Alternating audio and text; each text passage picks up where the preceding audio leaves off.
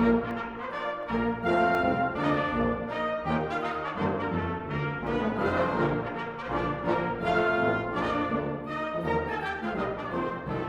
to another episode of Fraternally Submitted. I'm your host, Angel Sanchez, and we're going to be doing the second part of my interview with Thomas Posavac. So, if you haven't been able to hear the first episode, we'll have that link up on the top right-hand corner on the video. So, without further ado, let's get started. But before we get to that, as far as the department, we also get to see the first appearance of the word choir. A little bit before that, they were really only using the term glee club. So, and when I hear that, I'm thinking more, you know, the community sing-along where it's only men or only women in the group. But in 1915, Captain John H. Bauer, Ph.D. from Brown University, came in to teach multiple subjects, modern languages, the choir, and the band. So that's when we also start seeing the intermixing of men and women in the same ensemble. And so that's interesting because of what you also consider a choir is just, you know, like a community singing group singing the popular songs of the times, or is it a choir trying to sing the, you know, the great masterpieces, you know, in classical music? There's kind of a difference there. So it's interesting to see how everything begins evolving on campus. It just comes from one teacher. Yeah, every teacher back then brought something new with them, with their experience. And, you know, they're all rabbit holes that I'd love to jump into and do a full history. With Mr. Alt, I was surprised when I found his name. It was because of someone's genealogy website that they had just put up. Contacted him, and that was a dead end in his family tree. They didn't know anything beyond the name of, you know, James Albert Alt, wife, kids, and son. That's all they knew about him. So I'd love to give them all that information and figure out, you know, who everyone else was. So this all falls under, while we're still Carlisle Military Academy, and right. So up to this point, we're still Carlisle, right? I take that back. 1915, we were Arlington Training School. Okay, so and then just to give like spatial idea. So right now, we are the west side of campus. That's where the music department is. Where was this building located in relation to? How do we know that yet, or is that just something that we start finding out later? Yes, I do. The original campus was more on the eastern part of campus, which is kind of funny you would say that because we're coming right up to the building that kind of marks the modern campus. But it was more on the east side. We didn't come all the way over to Cooper Street just yet. We were about one street shy, but that street no longer exists. So that would confuse people looking at a map. So we can go ahead and skip to Grubbs, which is 1918. Okay. And so the map that I was referring to, I've got the very first campus map. This was in the bulletin put out to announce the beginning of Grubbs Vocational College, which was going to be part of the Texas A&M system. So as you're looking at the map, you look at the main building. That is Ransom Hall. Oh, Ransom! Wow. Yes, which is the oldest building on our campus. It was built between 1918 and 1919. Interesting enough, it was also advertised as the first fireproof building on campus. That's quite a feat. Well, as I found out, I was like, that's kind of strange. Why would they do that? In 1912, the University of North Texas lost their student union to a fire. It was a wood frame building. Wow. Goes up real quick. So this was So about a little more than 100 years ago, the first fireproof building of the campus. well, actually, by now it's already turned 100. Yeah, a little over 100 So years. I've also got a construction photo. So you can see it's a Oh, wow. 3-story steel and brick building. And like I can, it's mostly the arch that's helping me identify it a lot. Yeah, so most of the campus was kind of on the eastern side of our modern campus. We do have a few sketches and drawings. Some of the Sanborn maps, an early insurance map, does show that information. Kind of where it is and what was on campus. And even during the time of Arlington Training School, it was more a single large building and 2 barracks buildings. So This is all crazy. And so what I'm seeing here, it's also where I think, if I remember correctly, where the Honors College currently is what the music building used to be. no. No? Or am I having this backwards? This was their original plan. Oh, okay. And as we all know, Yes. plans change a lot. So this for us is also the first time that we were promised a building and it did not come to fruition. Tradition. Yes. But it is, you are correct. That is right where College Hall now stands, which houses the Honors College and the ROTC program here. So we're supposed to have it there. And interesting enough, and to jump ahead, that was our home for a while. Okay. But that's in the 1960s. Okay. So where did we end up then? So during this time, Ransom Hall was the main building, and everything was there, including a large ballroom, which I believe was on the 3rd floor, and that was in use for a very long time, even all the way into probably the early 50s at least, maybe into the 60s. And now it's just a bunch of offices. Well, it's been renovated several times. As a student, I came here in 1995, and they had just finished a major renovation. But to get an idea, we do have a photo from a little bit later in 1923 of one of the music offices, which is housed in Ransom. Okay. And it also gives a description about what the department was wanting to contribute both to the university and to the community surrounding it. One of the things that I like is just the phone that is on top of the music shelf. So that's how we know, yes, we're in the early modern era. So again, it's not what we would think of as a modern university, with the newest buildings, the newest everything. It was slowly getting better and adding more space. And so that's what everything kind of looked like, still between the transition from Carlisle Military Academy into the short, brief period of the Arlington Training School. When the Military Academy moved, I believe they went a little bit south of here, took all their records, and then it's all gone. No one can find it. And almost everything from that time period was taken off campus. Although, in a strange caveat, someone about 2 years ago found what was possibly the cornerstone to one of the military barracks, because it has Carlisle Military Academy engraved on it. But at some point it was used as rock scrap, and someone cut out the middle to use it as a fence post.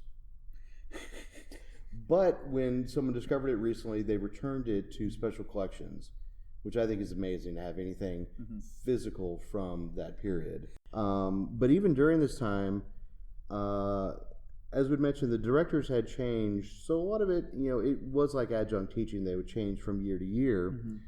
But one of the interesting finds was in 1914 to 1915, they would send out the bulletins ahead, for what they're offering the next year. Mm-hmm. Nowadays, it's all online. But we still see James Albert Alt, although they messed up his name, that spells out what all of the instruments we're using as method books. And for all of our bow lovers out there, sarrusophone's on here if I remember correctly. No, that was a different document. Dang it! I missed it. I was hoping it's this document. Well, sarrusophone gets mentioned later. But this is the first guaranteed written account of cornets and trumpet using the arbin. Arbin. Oh my gosh. And if you're a brass player, and if that doesn't, pique your interest, I don't know what does. So 1914, 1915, arbin is. There it is. I see him. Yep, under cornets. And again, I mean, you're seeing the lessons were $4 per month, 2 lessons each week. So, what's $4 with inflation now? Ooh, I don't know. You can look that up and give that to them later. I'll check that later. But it also lists, the piano literature that they were wanting their students to play, either before they came in or while they were studying here. And that's one of the very first times that we see kind of what level they were expecting. There's a different one. Ooh, I might be. No, it's still in the Grubbs period. That in the bulletin they mentioned that they have marching band, or the military band and everything else, and it was somewhere around either 1819 that they do say that you have to be able to play the C scale on your instrument. That's it. What do you guys have to play for auditions these days? I played the Gregson Concerto for my audition. Yeah, so things have changed. You know, on a B flat tuba, the Gregson Concerto is not the easiest for you. No, it's not. Yeah, so during this period, we're still short on a lot of information as far as the other ensembles. We believe that there is still a small orchestra going on during this time, but it's mostly band and choir that is prevalent on campus. So in 1918, when we became the 2-year college for Grubbs, we see a very important name come up, who I wish I again knew who he was, but we get his name as Lieutenant L.W. Kane. He was sent by the War Department at the tail end of World War II to start the Student Army Training Corps to get everyone ready. But as everyone knows, the armistice came in 1918, so that kind of wound down, but he was still teaching. And then in 1918, it's noted that Lieutenant Kane became the manager for the band. And there's a instance of it being referenced as being conducted by a Mr. Wiley. And we don't know what. No, we don't know which Wiley. We know that there's his family has D.O. Wiley's family has a great large tradition of band directing in Texas. We do know that D.O. Wiley was studying in the area, so we don't know. That's one of the mysteries that, I hope my research will inspire someone to find out. Did D.O. Wiley conduct the Grubbs Vocational Band? He went on to do so many great things. That's a whole nother podcast. But after that, we do see Lieutenant Kane, and he did continue to grow the band in size and notoriety. So much to that in the spring of 1925, the band was so highly regarded that it received a contract to perform as the, quote, Lone Star Band of North Texas Junior Agricultural College. And this is during the period where a lot of people had the Chautauqua circuits, just designed to educate and spread culture. And they were on the Red Path Chautauqua circuit that had 81 concerts in 80 days throughout north central U.S. They were based out of Kansas City, from my understanding. So that's a lot, a lot of concerts. And all right, boys, ready for next one? yeah, I don't know how many weeks this took over, but one of the really cool things is through the Dallas Morning News, I was able to find the article where it's saying that the band is about to leave for tour. But then something interesting happens.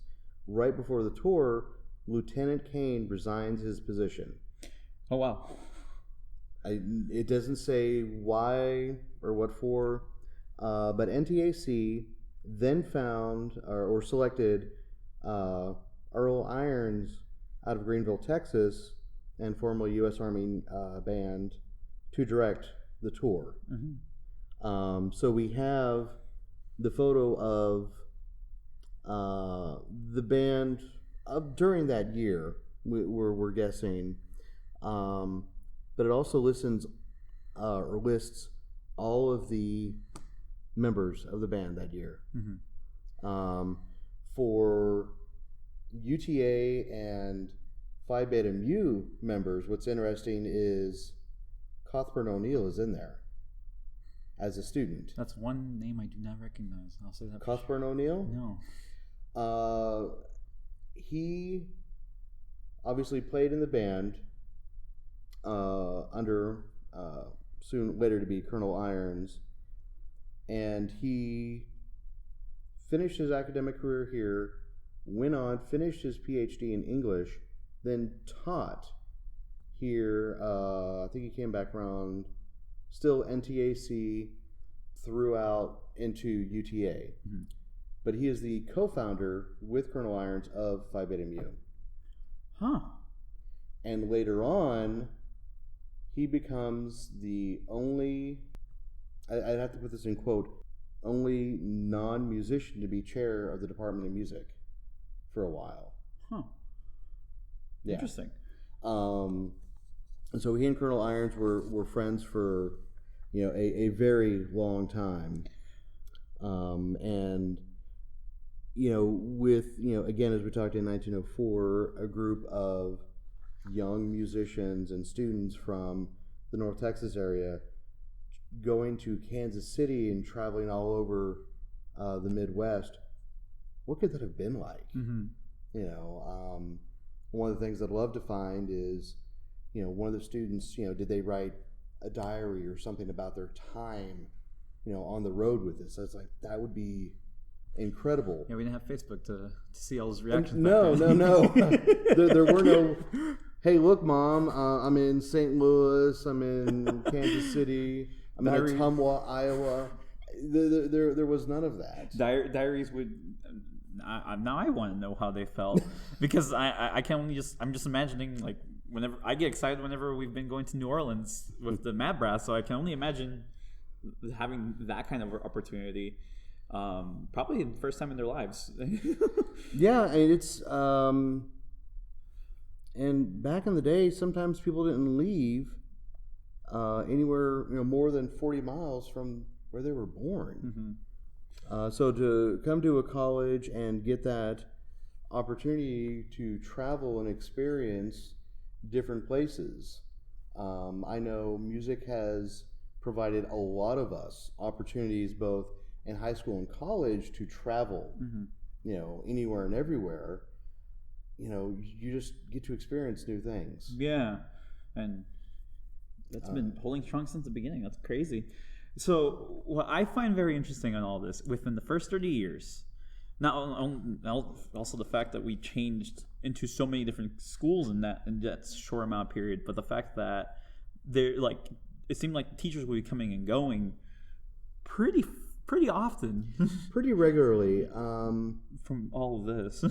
Even as we get a little bit more into the 1920s, we start seeing different academic teachers come and go, and from a lot of highly touted institutions. I've unfortunately lost some research due to a bad flash drive.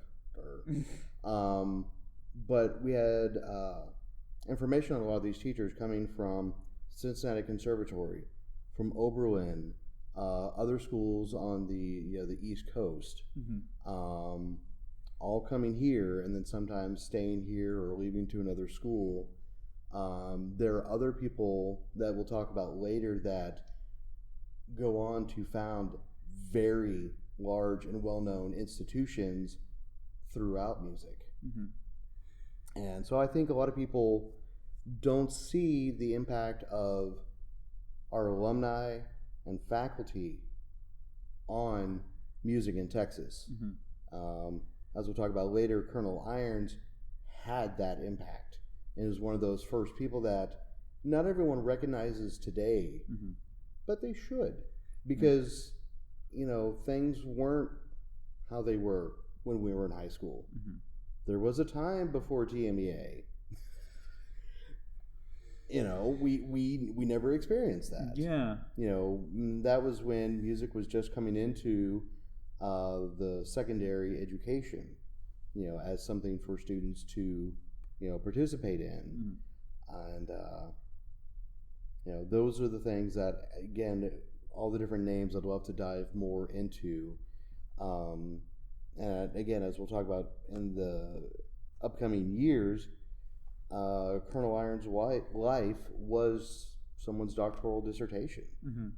So there's that much information on him, and he donated his collection to UTA Special Collections. So we're gonna have a lot, and you can do about 3 podcasts on Colonel Irons. We're just gonna, when it comes to, so we got the beginning little parts of it from, if I have to remember the name of it, Arlington College, to where we stopped off at Gruz Vocational College. No, North Texas Agricultural College. North Texas Agricultural College. It sneaks in there, I believe, in 1923, the name change, but we're still part of the A&M system at this point. And so we were able to cover that little period for today, and then later on we're going to go into the Irons era. Once we decide how to divide that into a segment, because along with Colonel Irons, there are a number of other incredible professors that come through. But as we were talking before, Cuthbert O'Neill is a lesser known name that contributed a lot to Phi Beta Mu and music in general on this campus, because we always had an outside champion. To kind of, rally, around music. And, even some of those early students, I'd love to know what they went on to do. Did they finish at a 4-year college to get a music degree, or go out and teach with just a 2-year degree, which was somewhat common back then? What impact did they have? I know some of the alumni now and, in our past that have done that, but some of these early students, who was here, what did they go on to do? And, just as, talking about this, people that may be listening, find this out about your own institution. There are some schools that have literally volumes of books. And they do these new volumes every 20 or 30 years. One that I ran into was University of Michigan. They've got probably about a 3,000-page volume on the history of the University of Michigan. And even different volumes just on the School of Music there. But every institution has a beginning. And as I found out, it's tough because we lose that history. But there's always something there that you can help say, this is what we were, this is what we'll become, or, if things have changed, this is what we want to go back to be, that we want to get back to that level. Things change over time for many different reasons, but to go back and say, hey, we have this solid history that we can build on, even if it's something small or something big, learn, learn that information, share it with others, because I'll mention this because it happened in this period. In 1904, we see the band arrive. That's the longest serving institution on our campus. Mm-hmm. We outlived football. We did outlive football. Which started the exact same year. Wow. Yes. And so we are that tradition on our campus, and so many other college, traditional college campuses. I say that, traditional as in you have football and a homecoming in the fall. There is something that, the band is always integrated into, which is a great thing, but, how far back does that go? Mm-hmm. And just to understand that history, mm-hmm. to me is, something that can also help bring people back. I'm hoping that we get a few alumni, listening to this, and they say, oh, I've got some information that I want to share, mm-hmm. Or, oh, my grandfather was there at the school, or my great-grandfather, or grandmother studied at the school. Here, what do they have any information mm-hmm. on this? And hopefully, and honestly, I would love to hopefully get that kind of response. That'd be incredible. And I can also say we're looking into sharing some of the historic information on our website sometime soon, mm-hmm. and I hope with that to kind of extend into here's how you can submit certain things, mm-hmm. Just sharing stories, sharing photos. There are lots of great events that happen on this campus that we don't have photos for. And, a photo's worth 1,000 words, and mm-hmm. it would mean even more. Yeah. Man. Because it shows the changes that have happened on our campus, mm-hmm. Especially the early photos of certain buildings. You can see how the campus was laid out. Thank you so much for listening. So it took me a while to get to this next episode. So sorry. I just didn't get around to it. But here we are, and I'm so happy that y'all were able to listen to it. The music at the beginning was played by various brothers of Delta Sigma, and it was written by Edwin Nanez, one of our brothers. It's folk music from the radio. He'll have to probably correct me on that, but I'll double check for the next episode. And if you're still wondering, the inflation rate was $103 for 8 lessons every month. A little crazy, isn't it? All right, thank you so much, and have a wonderful day. Bye-bye.